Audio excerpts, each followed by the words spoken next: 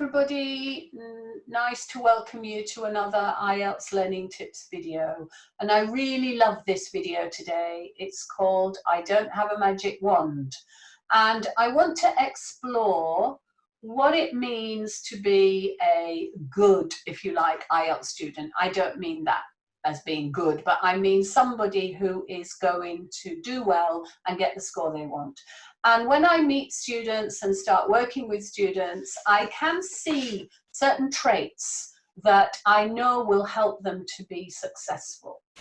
And it hasn't got a lot to do with me, really. I just provide the advice and I provide my expertise.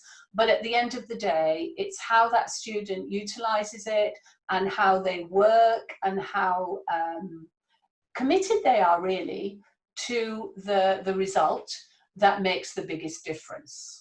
Okay, so before we start, I just want to remind you about my website, IELTSlearningtips.com, where you can find articles of these videos if you like to read them, and also free resources to help you with your IELTS, and there's a link at the end, and also my Facebook group where there are more resources there. I do live videos at least once a week, sometimes more, and I also write a little post every day, and we have several little discussions in there about certain aspects of IELTS. So you can find all the links for those at the end of this video.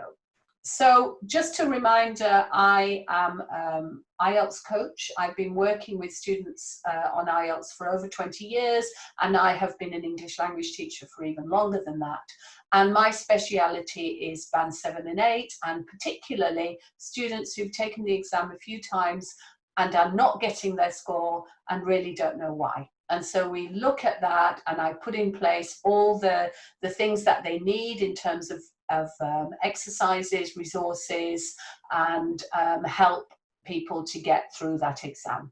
And my success rate is around 80%, I would say. And today I'm going to illustrate a little bit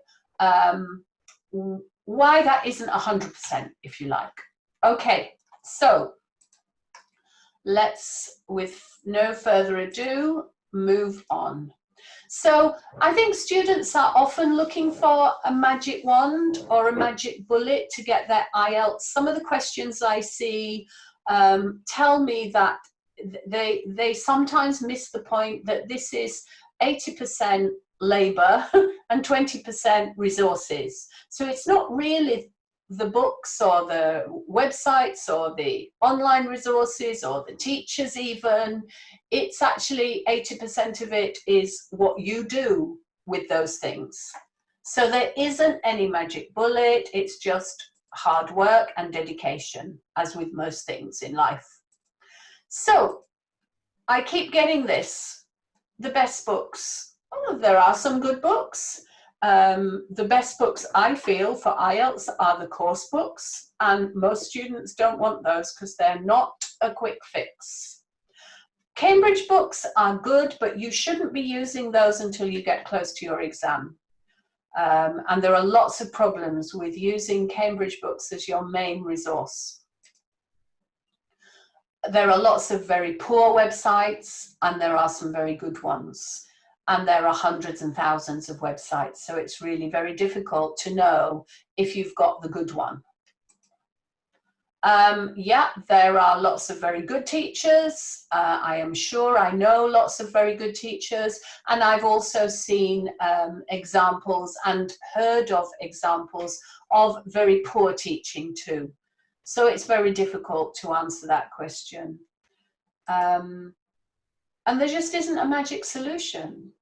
You know, as I said before, if you apply the 80-20 rule, 80% is just slog and hard work and practice. And then 20% might be the website, the teacher, the books that you have might form the 20%. Okay. And some are better than others, but that's not the key thing in IELTS success. You have to just do it and don't hunt for the best. You know, just it's, you know, plan A, get on with it. you know, so just do what you can to get through. I was trying to think of, there is an expression and I can't think of it. Plan B's better than plan nothing, something like that. Okay, so there is no way that you can guarantee your band except by being at the band level. And even then, on the day, things can go wrong. So a good teacher can tell you if you're ready. They should be able to say what they would expect you to achieve, what you need to be watchful of in the exam. So any of these little mistakes that you sometimes make, on the day, it's down to you. And hopefully it will go as your teacher suggests. But things do go wrong. You know, I know students who've done their writing and then realized that they've misinterpreted the question. I've known students who've done their reading and then realized that they've put the answers in the wrong place, or students who've lost concentration in the listening and missed a few questions. These things happen.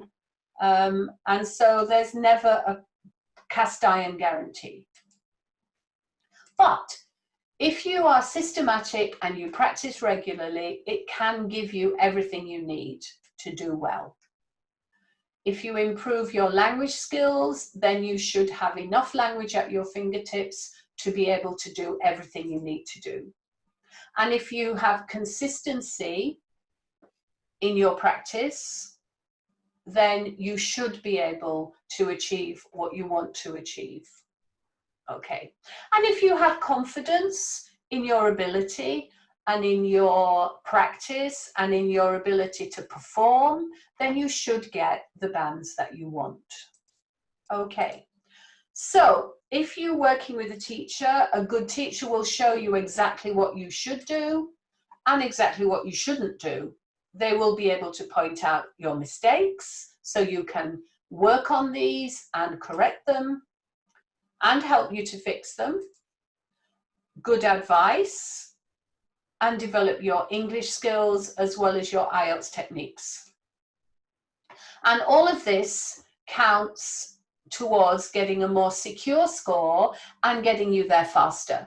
Because if you're doing it completely by yourself and floundering and not knowing, a lot of students say to me, I don't know why I'm not getting a good score in writing. I don't know why my reading band is always at, 28, 27. I can't get it above 30. These are the not knows, the things you don't know. A teacher can look immediately and say, okay, that's why it's not happening. And then you can change that very quickly and practice it and change it, turn it around. Okay. So I want to tell you about two students. I've called them Susie and Daisy. They're not their real names and they're not real students. They're just two student types, if you like. So let's start with Susie. She is very conscientious, does all the work that is set for her and sometimes a bit extra. She is always on time and always comes to her lessons. She's always done her homework, her writing or her reading, whatever she's been asked to do. She always asks questions if it's not clear. If there's something that she's got a problem with, she will ask me for extra work so she can prepare it and work on it. She does all of this. And after 3 months, she started around 6. And after 3 months, she's now around 7.5.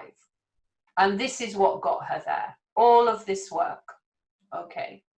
And so I'm quite confident that the Susies of this world will get their exam when they go to it.